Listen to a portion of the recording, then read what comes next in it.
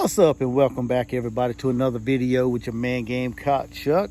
Hey, don't forget to hit that like, share, comment, and if you're new here, hit that subscribe button, hit that notification bell.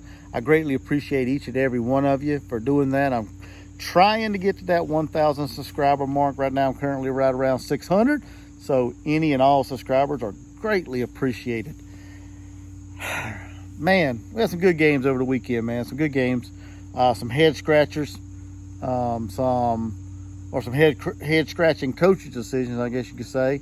But we had some good matchups out there this past weekend. You had Alabama and Ole Miss. Who else do we have? LSU and Arkansas turned out to be a good matchup. Had Florida State, Clemson, Ohio State, Notre Dame, Colorado, Oregon. It's a great weekend, man, for college football. My Gamecocks got the W, of course. We already talked about that in my other video earlier today. But this video, we're going to talk about some of the games that like I said, made me scratch my head, and one game that put a big ass smile on my face. And I think you guys know who that is, Gamecock Nation. I know y'all know who we're talking about here. But Notre Dame and Ohio State. Let's start with that game. You know, I guess Ryan Day, he needs to take that damn pacifier out of his mouth and quit being a little whiny bitch and coach football. He worried about what Lou Holtz said, which I don't really know what Lou Holtz said. I was driving, trying to get to Columbia. But Lou Holtz said something that I guess he felt a little disrespected and wanted to get on national TV and whine and cry about the bullshit. But come on, Ryan Day. Come on. Be a better man than that, man. Be a coach. You get out there and pretty much whine and cry after the game, after you guys stole a victory away from Notre Dame, talking about it's Ohio State versus the world and how everybody's disrespecting you guys. And come on, man, you better than that. Don't pull no Kirby Smart like that, man. Don't do that. But his whining and antics are something else, man. Every week he's got something to whine about. If it ain't the hash marks, it's something else. If it ain't people disrespect him, it's something else. It never ends with this guy. This guy always whining about something that makes no sense. The man's making millions and millions of dollars a year to get out there coaching. He's sitting doing nothing but whining and crying and complaining about bullshit. And I know Shane Beamer gets up there and says some petty, crazy, off-the-wall crap too, but, man, come on. Ryan Day, you better than this. Also in that game, somebody please tell me what the hell Marcus Freeman was doing out there as coach of Notre Dame. Somebody explain to me why the hell you going to put your team at a disadvantage by leaving 10 men on the field versus 11 on the offense. And you think they're not going to score? What the hell is he thinking, man? That's got to be one of the dumbest coaching moves I think I've seen all year long, I think.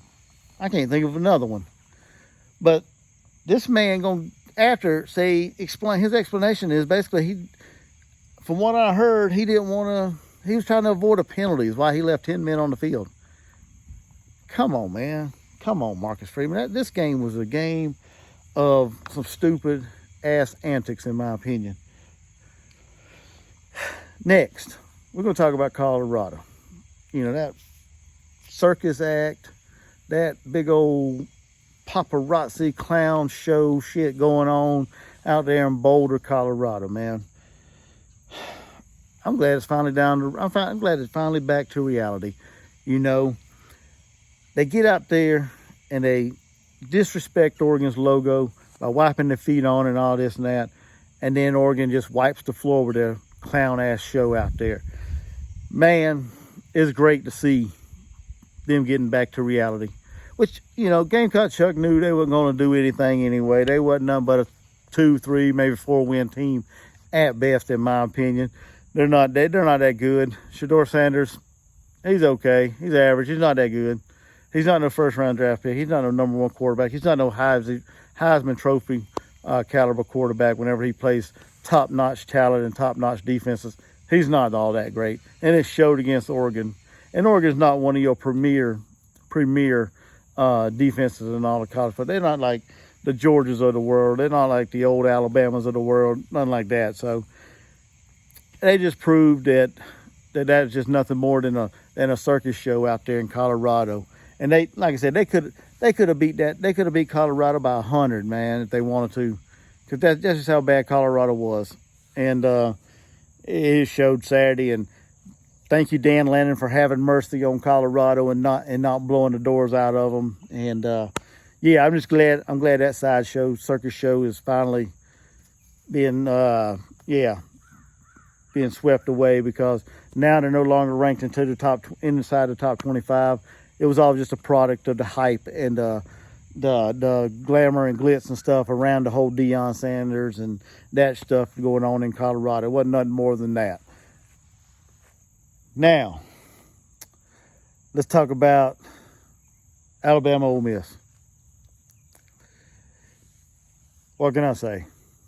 Alabama let Ole Miss kind of hang around. Ole Miss come out hanging with them early.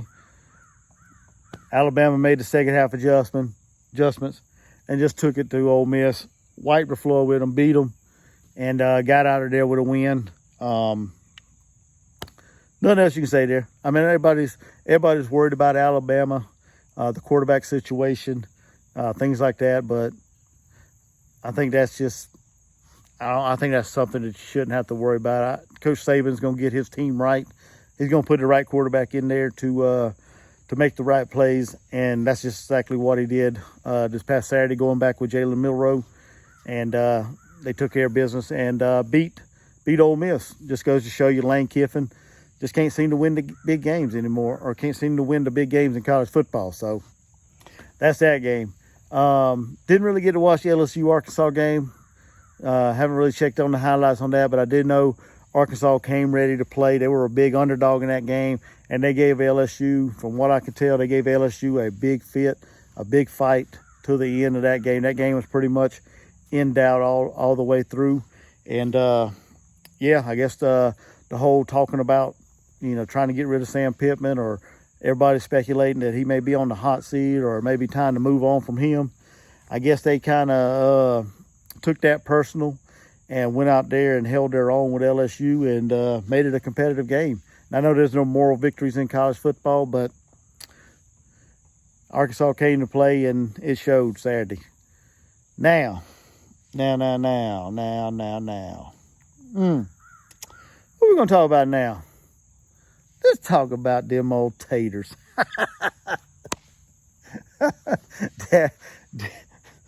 I swear, man, I ain't never in my life.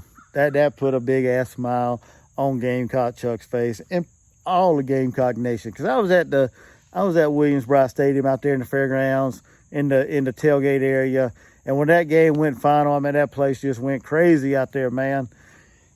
People were doing the tomahawk, go Noles and all that, man. It was funny. It was great seeing that game end the way it did. Clemson, y'all Clemson that game away again, man. I thought we got away from that terminology, but seems like it's making its way back, because y'all pretty much shit the bed against Florida State. Now I watched pretty much all of that game as I was headed down to Columbia. Had it on my phone, watching it, me and my son, and y'all were pretty much dominating that game, man. Y'all blowing Florida State over the ball, running on them pretty much at will. Stopped them pretty much. I don't think they had no run game from what I could tell. I mean, I had to be careful driving, but what I can tell, they didn't have a whole lot of run game at Florida State that day. And y'all pretty much dominated that game until the end. Fumbled it away.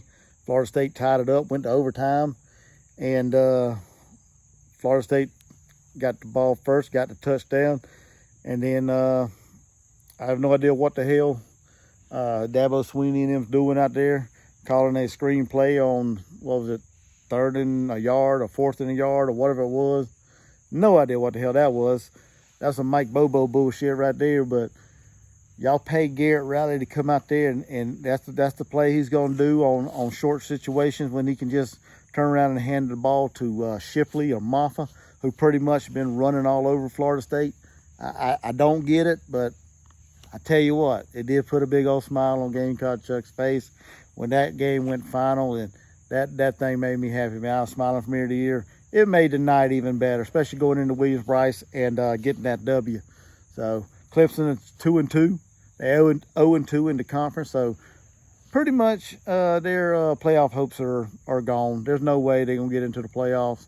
It would take some kind of miracle. There got to be a bunch of 3-loss teams out there in college football world, and Clemson have to run the table the rest of the way.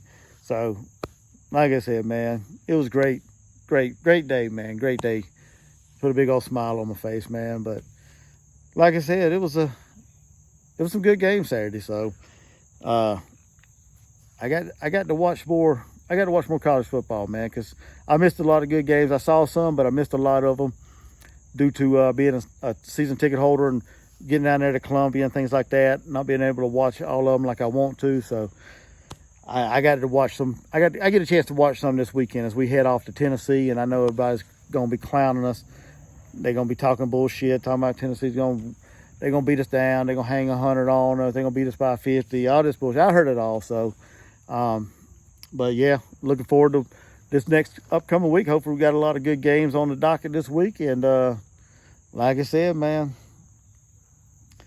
So some head scratchers and some good old laugh fest this past weekend. But hey, man, y'all jump in the comments. Let me know what y'all thought of the games. Hit that like button, share, comment, do all them good things. And like I asked you earlier, if you're first time here, hit that subscribe button, hit the notification bell. I greatly appreciate each and every one of you. And yeah, I guess I'll see you guys in my next video. Go Gamecocks, go Coach Beamer, go Spencer Rattler. And damn, Tater, man. Good luck, man. Good luck. Y'all have a blessed day. Gamecock Chuck, I'm out. Peace.